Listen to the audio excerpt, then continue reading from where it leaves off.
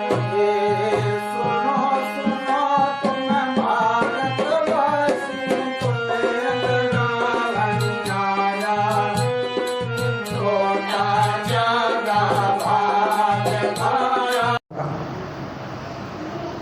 आज मेरी बात को बड़े गौर से सुनना और समझना है। अगर तुमने गौर से सुना और समझा और इसको जाना तो आप यूँ मान के चलिए, न तो आपके घर में कभी बीमारी रहेगी, न घर में टोटा रहेगा, न लड़ाई झगड़ा तनाव रहेगा, जीवन अच्छा मंगलमय रहेगा। इंसान ज़िंदगी जीने के लिए कभी ये नहीं सोचता कि ज़िंदगी को जिया जाता है। ज़िंदगी जीना आसान नहीं है, लेकिन आसान इसको किया जाता है। अगर हमारी सोच ये हो कि हम अपने ज़िंदगी का परिवर्तन खुद कर सकते हैं तो हम अपनी ज़िंदगी को बदल सकते हैं। तो आइए बदलाव के लिए आज आपको एक बहुत पावन, पवित्र और एक ऐसा रास्ता बताया जाएगा जिससे आपकी उम्र भी लंबी होगी, यानी दीर्घायु। उम्र लंबी होगी, स्वस्थ रहोगे और अंत समय जब चोला त्यागोगे तब तक के लिए आपको ये पता लग जाएगा कि अब मैं चोला त्यागने वाला हूँ और अपना समय भी बता दो। प्यारी साध संगत, बड़े गौर से सुनना और समझना है। अगर मेरी हर बात को गौर से सुना और समझा तो सब कुछ प्राप्त कर सकते हो। अगर मेरी बात सुनी नहीं, उसको समझा ही नहीं और एक खाना पूर्ति करके आके बस सत्संग में आ लिया, हाँ जी सत साहिब किया चला, फिर तो बनने वाला कुछ नहीं है। ऐसे आए और ऐसे चले गए। तुम्हारे दादा परदादा सरदादा पता नहीं कितने लोग आए हैं, कितने गए हैं, लेकिन उनका कोई अता पता नहीं है कि वो कौन थे कौन न थे। लेकिन आपने देखा है किसी महापुरुष का नाम कभी छिपता नहीं है। महापुरुषों का नाम आज याद करते हैं, लेकिन आप अपने वंशजों का नाम कभी नहीं जानते। तो ज़रा शुरुआत करते हैं। शुरुआत में सबसे पहले आप एकाग्रस्त हो जाइए और अपने मन को पूरी तरह से वचन में, अपने कर्म में और यहाँ सत्संग में लगाइए। समय अगर ज़्यादा होता है तो भी समय के लिए आप अपने आप को सोचिए कि मैंने समय बहुत अच्छे जगह पर लगाया है। तो करिए, आइए शुरुआत करते हैं। हाँ, सतगुरु तू ही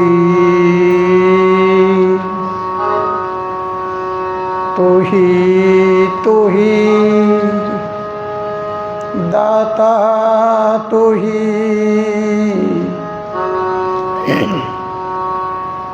साहिब के दरबार में तो खिले ज्ञान के फूल। जन्मदाता चुने राम जी सतगुरु माने तो राहूं चरण की धूल। तो जरा साध संगत जी, आज आपको देखना है, मैंने पहले भी बता दिया था, आपको पहले भी बताया है कि ये गुरु गद्दी क्या है। आज हम देखते हैं, आप हमारे सामने देखते हैं, या हम पति पत्नी नहीं हैं।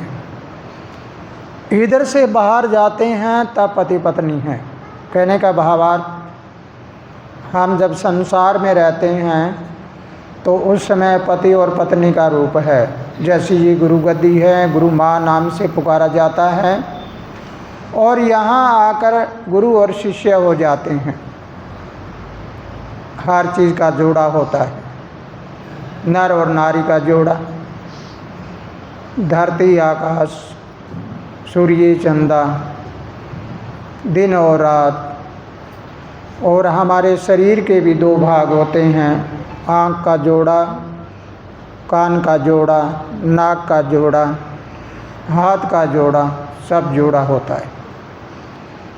आपने कभी सोचा है कि जोड़े के बगैर अकेला हो तो क्या होगा? अकेले से कोई काम नहीं बनता। आप देखते हैं पंखे चल रहे हैं या लाइट जल रही है, इसमें दो तार होते हैं, एक करंट का होता है, एक अर्थ का होता है, एक न्यूट्रल होता है, एक लाइट होती है। अब दोनों तार जब मिलते हैं तभी ऊर्जा पैदा होती है और उस ऊर्जा से पंखा चला या लाइट जली या मोटर चली, जो भी कुछ होता है सब कुछ जोड़े से होता है। प्यारी साध संगत, मेरी बात को समझते होंगे शायद आप कि ये जोड़ा है, लेकिन यहाँ आप देखते हैं यहाँ पर आकर वो मामला यानी संसार वाली बातें, लोकाचार वाली बातें समाप्त हो जाती है। यहाँ आकर आपके सामने जो गुरु माता के रूप में बैठी है, ये एक परम शिष्य के रूप में है। तो दोनों तरफ की ये एक गुरु गद्दी है यानी सतगुरु की गद्दी है, और वो एक गुरु माँ की यानी प्राकृतिक गद्दी है, प्राकृति के रूप में, जो प्रकृति हमारे अंदर होती है। आप सभी में प्रकृतियाँ होती है, आप सभी में कोई कहता है शक्ति होती है, जैसे शक्ति नाम लेते हैं। कभी आपने सुना है किसी ने कहा सकता? सकता नहीं होता, शक्ति होती है, जनानी होती है। तो जब हमारे अंदर कोई ताकत होती है, हमारे अंदर कोई शक्ति होती है, उसका नाम होता है जनाना, यानी वो नारी का रूप होता है। इसलिए इस स्टेज के ऊपर बैठे हैं तो मेरे बाद में दूसरा गुरु आएगा, उस गुरु का नाम ये प्रथम गुरु गद्दी है। तो मेरे बाद में आने वाला गुरु होगा, उसकी नियुक्ति कौन करेगा? उसकी नियुक्ति तो मेरे द्वारा होगी, लेकिन मैं भी किसके द्वारा करूँगा? मैं उस परम सत्ता के द्वारा, उस प्रकृति ने जो मुझे, जिसने भेजा है। लेकिन मेरा संसार में कोई देहधारी गुरु नहीं, मैं किसी के अधीन नहीं, संसार में किसी के अधीन नहीं, मैं अपनी आदत के अधीन भी नहीं हूँ। कई बार ऐसे विचार आ जाता है कि इंसान आदत का गुलाम होता है। मैं किसी चीज़ का खाने पीने, रहने सहने और सुनने का भी, कोई मुझे बुरा बोल जाए तो बोलता रहे, मैं सुनने में ज़्यादा, सुनने की ताकत ज़्यादा रखता हूँ, बोलने की कम रखता हूँ। बोलता वहाँ हूँ जहाँ मेरी वाणी से लोगों को ज्ञान हो। बाहर की बातें, बिना मतलब की बातें कभी नहीं करता। तो आज ही आपको बताऊं या सुनाऊं या समझाऊं, इन सारे तरीके को एक जगह इकट्ठा कर लेना है कि जब ये गुरु गद्दी है और ये गुरु गद्दी है, वो प्राकृतिक रूप से हैं और ये सतगुरु की गद्दी है। तो हमारी दोनों गद्दी के ऊपर कोई न कोई गद्दी नशीन तो होगा, मेरे बाद में भी होगा और इनके बाद में भी होगा। तो इसलिए आज आपको बताना चाहूँगा कि ये गुरु गद्दी है, इसकी अगली यानी कितने साल बाद की बात नहीं है। कई बार मन में विचार आ जाए तुम्हारा कि आज ही गुरु गद्दी के बारे में कैसे कहने लग गए। इसके नहीं, मेरे पीछे मैं भी नियुक्ति करने लग रहा हूँ कि कोई ऐसा शिष्य मुझे मिल जाए, जो शिष्य मेरी ही अपनी कॉपी बन जाए, मेरे जैसा ही हो, तो इस गद्दी का वो मालिक बने। लेकिन ये ज़रूरी नहीं कितने साल बाद में मैं चोला कब छोड़ कर जाऊँ, ये ज़रूरी नहीं होता। और ये भी ज़रूरी नहीं कि ये तुम्हारी माता कब चोला छोड़ कर जाए और कब इसके पीछे कोई दूसरा बैठे। तो आज आपको बताना चाहूँगा सारी संगत के सामने, और 12वें महीने में यानी दिसंबर में हमारा संन्यास दिवस आएगा 10 तारीख को, उसमें पूरी घोषणा भी कर दी जाएगी। इनके बाद में अगले चरण में इस गुरु गद्दी पर आएगी, वो हमारी इन तीनों में से आएगी, कौन सी आएगी? क्योंकि पहले से नियुक्ति करने पे झगड़ा नहीं होता कभी भी नहीं। आप देखते हैं दूसरे आश्रमों में, डेरों में कितने झगड़े हो रहे हैं गुरु गद्दी के लिए। वो कहता है मैं, वो कहता है मैं, वो कहता है मैं। तो झगड़ा न तो मेरे इस गुरु गद्दी पर होगा और न गुरु माँ की गद्दी पर होगा। ये जो नियुक्ति करनी है मैं मेरे हाथ से ही करके जाऊंगा। और ये आपको 10 दिसंबर को बिल्कुल साफ सुथरे शब्दों में समझा दिया जाएगा कि अगले चरण में जब भी कितने सालों बाद आए तो अगले चरण में इस गुरुगद्दी का मालिक ये होगा, और इस गुरुगद्दी के मालिक के बारे में घोषणा करने में अभी समय और लगेगा। तो इसलिए आगे चलिए, आज शुरुआत करते हैं हम। ये तो थी गुरुगद्दी की बात, इसको पूरा समझ लेना है आपको।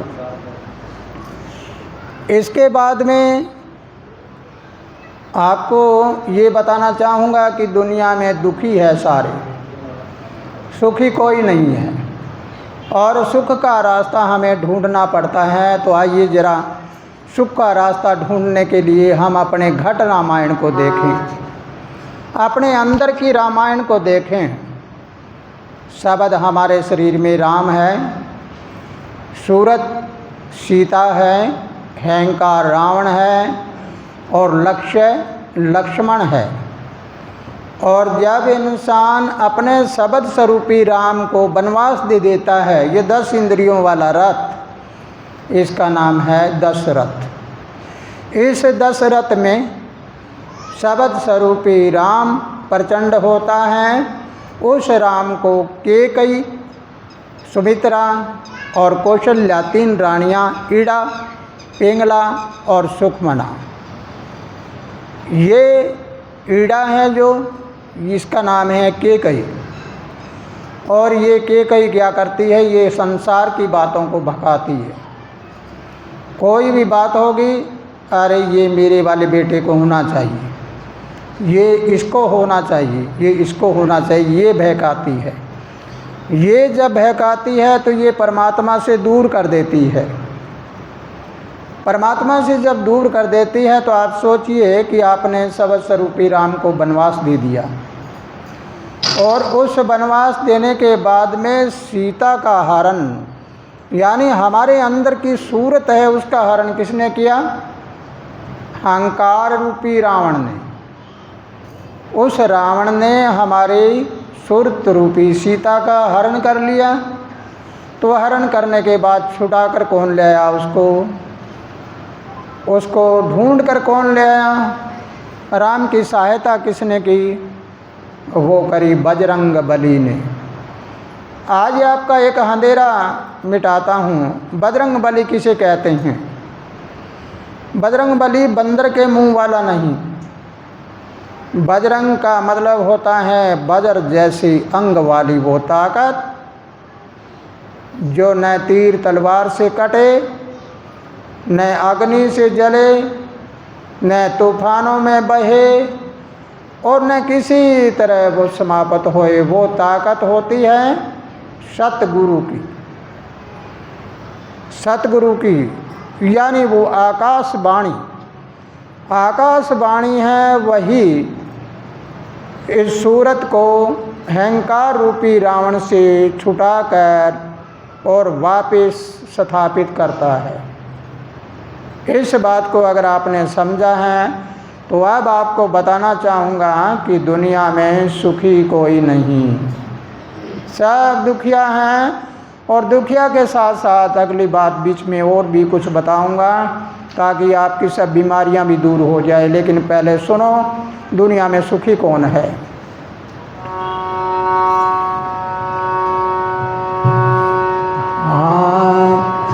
सुखी नहीं है कोई जगत में सुखी,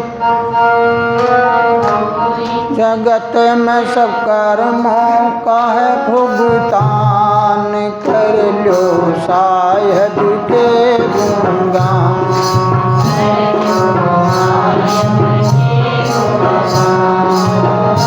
सुखी नहीं है कोई जगत में सुखी नहीं, सब कर्मों का है भुगतान, कर लो साहिब के गुणगान, कर लो।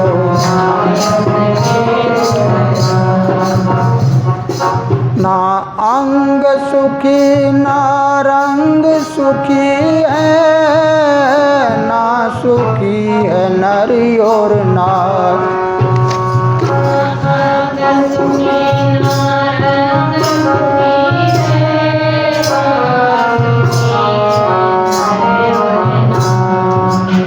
ना पशु सुखी ना पक्षी सुखी है, ना सुखिया रहे अवतार।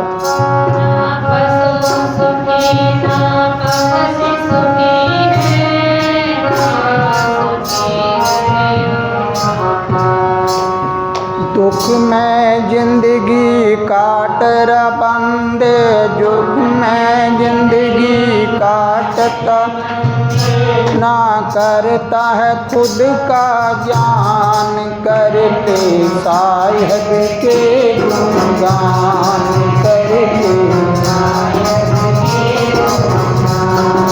सुखी नहीं है कोई जगत में, सुखी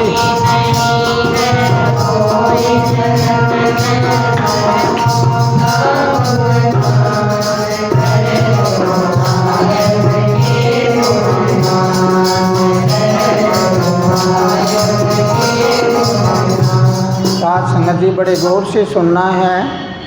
पशु भी पक्षी भी नर और नारी सब दुखी है। अब जरा चलिए हम अपने घर में चलते हैं, घरेलू अवस्था में देखते हैं तो दुखी कौन कौन है, जरा सुनो। बिना औलाद दुखी है कोई औलाद से दुखी रहते।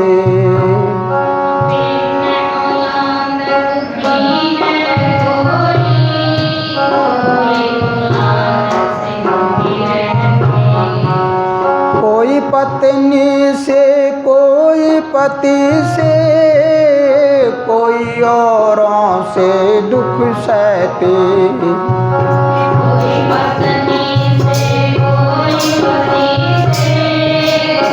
कोई औरों का दुख सहते। कोई दुखी है माता पिता से, कोई दुखी माता पिता से हर दम रत परेशान, कर लो साहिब के गुणगान, कर लो सुखी नहीं है कोई जगत में, सुखी नहीं है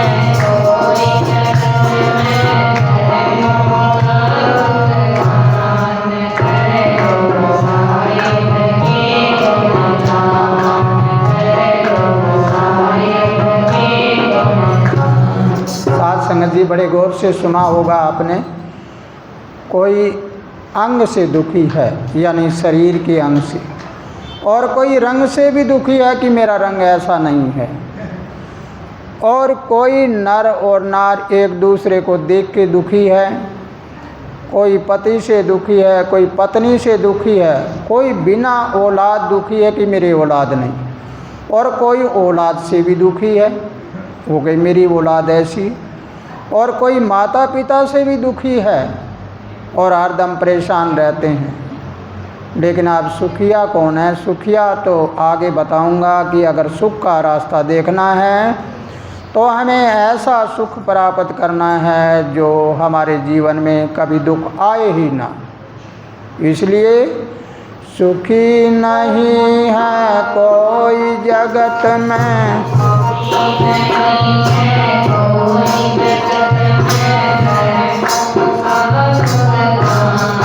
कर लो साहिब के गुणगान।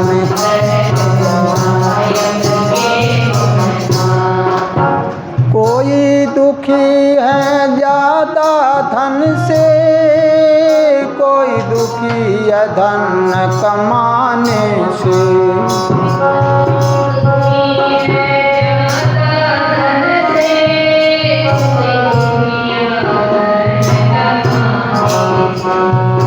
कोई गरीबी में को दुखिया फिरते, कोई फिरते दुखी जमाने से।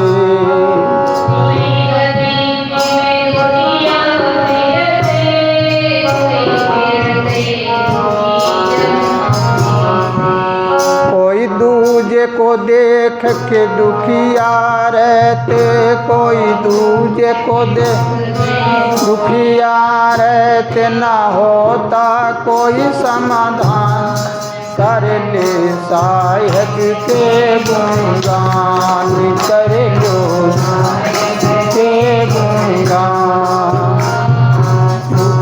नहीं है कोई जगत में सुखी,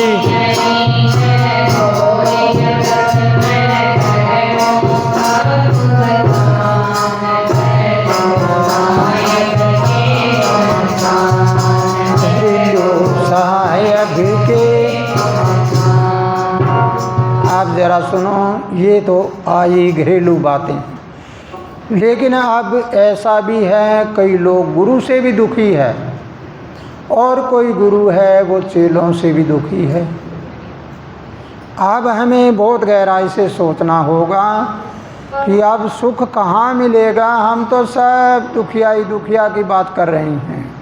तो आइए ज़रा सुनिए।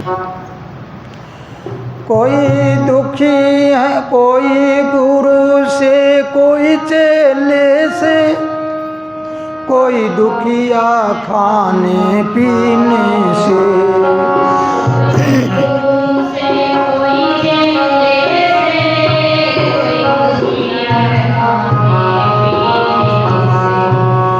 कोई सोने से, कोई उठने से, कोई दुखिया फिरते जीने से।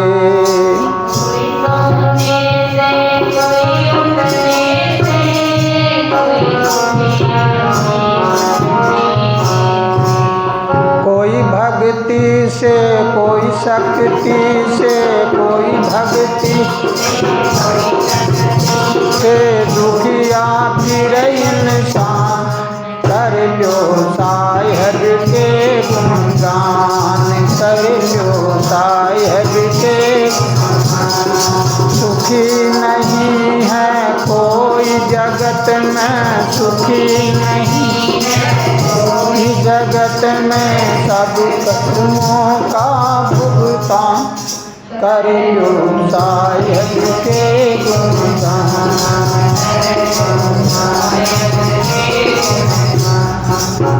अब आप बताओ, आप सारे दुखी, दुनिया दुखी, लेकिन अब आपको बड़ी अचंभे की बात बताऊंगा कि एक प्रथम गुरु होते हुए,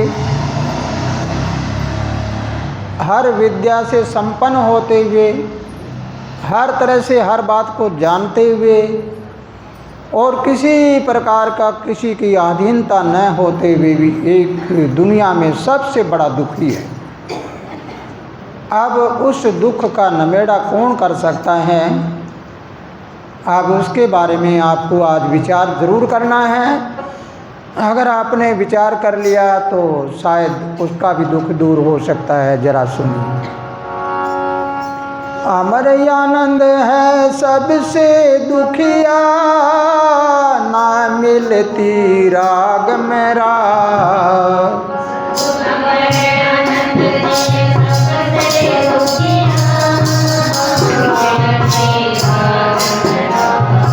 ये बात बड़े गौर से सुनो।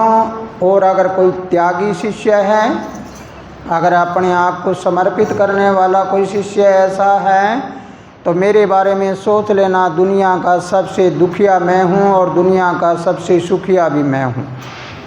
मैं दुखी इसलिए हूँ कि मेरी राग में राग किसी के साथ भी नहीं मिल रही, न चेलों के साथ, न बेटों के साथ, न पत्नी के साथ, न रिश्तेदारी के साथ, न संसार के साथ। बस खड़े कर दिए हैं ऊपर हाथ। राग में राग मेरी किसी से नहीं मिल रही। अगर कोई राग में राग मिलाने वाला है तो आज त्यागी है कोई, तो अपने आप की मैं का त्याग करो। मेरी राग में राग क्यों नहीं मिल रही? इसलिए नहीं मिल रही, जहाँ भी देखता हूँ मैं। जहाँ भी देखता हूँ मैं, एक छोटी सी बात होते ही और जैसे पशु एक दूसरे में अकड़ते हैं ऐसे अकड़े हुए रहते हैं।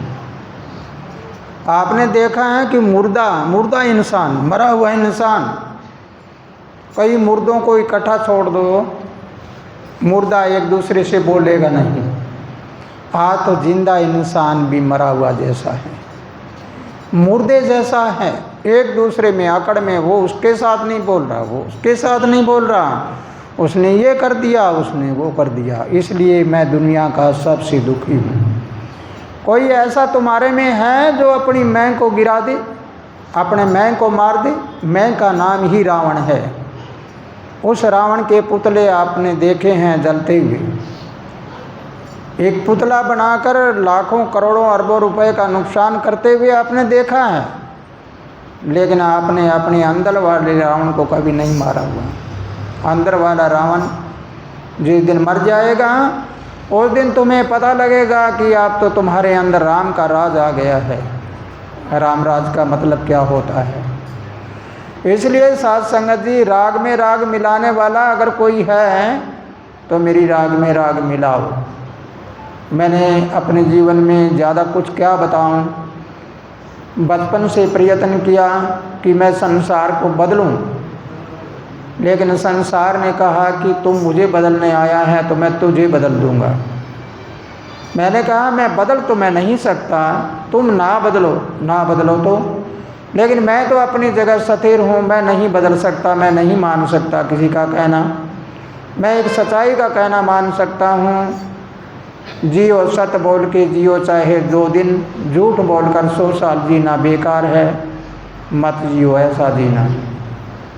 जीव कल्याण में दूसरे की भलाई के लिए जियो चाहे 2 दिन काफ़ी है। अगर अपना पेट भरने के लिए 100 वर्ष जीते हैं तो बेकार है ऐसा जीना, मत जियो ऐसा जीना। पेट तो पशु भी तो भरते हैं। जीना है तो किसी के लिए जियो, जीना है तो कुछ करने के लिए जियो। याद दिलाना चाहता हूँ आपको, आपके दादा परदादा सरदादा 5, 10, 20 पीढ़ी, पता नहीं कितनी पीढ़ियाँ बीत गई होगी। आपसे कोई नाम पूछ ले तो आप 3-4 पीढ़ी के नाम मुश्किल से जानते होंगे, लेकिन आपको कहे भगवान कृष्ण का नाम जानते हो, भगवान राम का जानते हो, साहेब कबीर, रविदास, गुरु नानक देव जी का, जम्बेश्वर का, हजरत महमूद का, ईसा मसीह का, महात्मा बुद्ध का, महावीर स्वामी जैन का आदि नाम जानते हो? तुम कहोगे हाँ। फिर तुम क्यों जानते हो? तुम उनके वंशज भी नहीं, उनको जान पहचान भी नहीं, फिर भी क्यों नहीं जानते? इसका मतलब ये निकला कि तुम्हारे बुजुर्गों ने ऐसा कोई काम नहीं किया जिससे दुनिया में आपकी पहचान हो जाए, और उन महापुरुषों ने ऐसा काम किया जिसके कारण उनकी पहचान बन गई। तो तुम्हारे हाथ में एक तराजू है, 2 पलड़े हैं तराजू के, एक पलड़े में संसार है, एक में निराकार है, एक में वो महापुरुष हैं जिनका इतिहास छपा हुआ है, और एक पलड़े में तुम्हारे माता पिता दादा दादी परदादा सरदादा ये हैं। तो तुम कौन सी लाइन में चलोगे? किसका कहना मान के चलोगे? महापुरुषों का चलोगे या अपने बुजुर्गों का? अगर बुजुर्गों का कहना मान के चले तो वही होगा तुम्हारे में जो तुम अपने बुजुर्गों को भूल गए। तुम्हारी 3-4 पीढ़ी आने के बाद तुम्हें नहीं पूछेगा कौन है। लेकिन अगर महापुरुषों का कहना मान के चलोगे तो हजारों सालों तक तुम्हारे नाम की याददाश्त रहेगी और इतिहास छप जाएंगे। छपना और छिपाना तुम्हारे अपने हाथ में है। तो आओ, कोई ऐसा भागी शिष्य है, अगर ऐसा कोई, चाहे वो घर में भी क्यों ना हो, बेटे पोतों में भी हो कोई, यहाँ तो सारे शिष्य बन के बैठे हैं, चाहे बेटे हों चाहे पोते हों, चाहे कोई हो, सभी शिष्य बन के बैठे हैं। और जिसने मुझे अपना केवल एक शरीर ही मानकर, एक संसारी इंसान मानकर मेरे साथ व्यवहार किया है, तो यूँ मान के चलिए खाली है। अगर ये मान के चले कि जो ये गुरु गद्दी है, ये वाणी की है, वर्ल्ड पावर की है, विश्व शक्ति की है, परम शक्ति की है, गुड लाइट की है, धुर की वाणी की है, फिर तो सब कुछ मिल जाना है। तो इसलिए प्यारी साध संगत, आज गहराई से समझना है, गहराई में चला जाना है पूरा।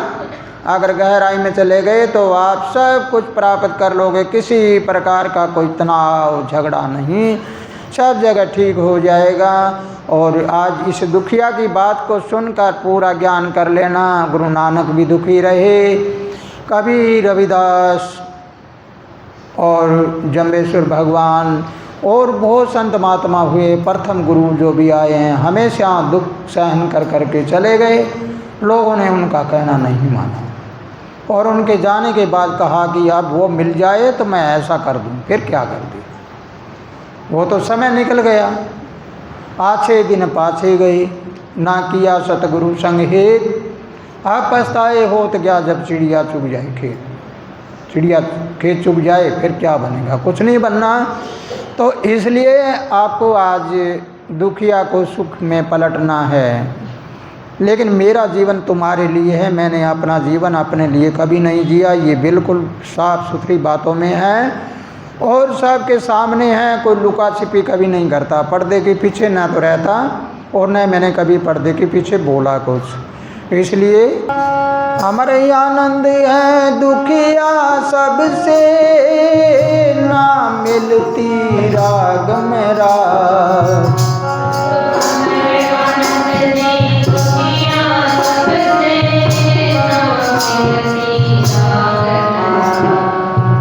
कोई पूर्ण चेला मिल नहीं पाया, ना करता मैं का त्याग।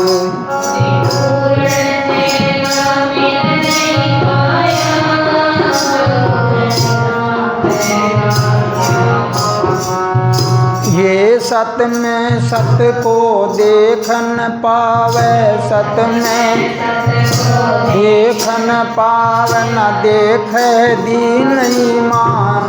कर लो साहिब के गुणगान।